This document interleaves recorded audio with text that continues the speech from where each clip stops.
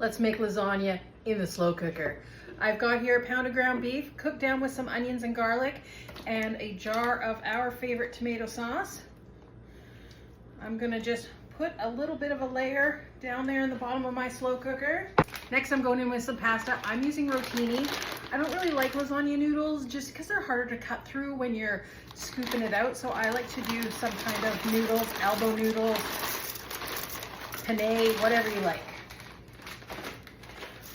And I did sprinkle much in there, just enough to cover that sauce. About a cup and a half, 2 cups of cottage cheese mixed with about a cup of shredded mozzarella and a couple diced green onions. Now you use whatever cheese that you want. If you've got cheddar, go ahead. Italian, whatever you've got, go ahead and use it. And I'm gonna put about half of that mixture on top of the pasta. And we're gonna do the rest of that sauce, another layer of pasta.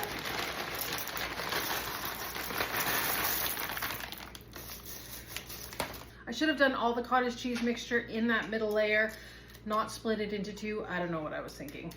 So I'm just gonna put that a little bit on top of that pasta.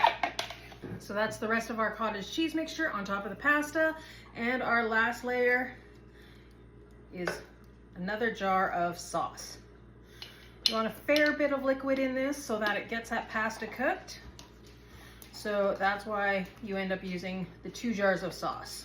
And finish it with a couple handfuls of cheese right on the top. Now we're gonna do 6 hours on low, or you can do 3 to 4 hours on high. Do this in the morning before you head off to work. When you get home, supper's ready. And that's my version of lasagna in the slow cooker using rotini noodles. A good meal on a cold, snowy day.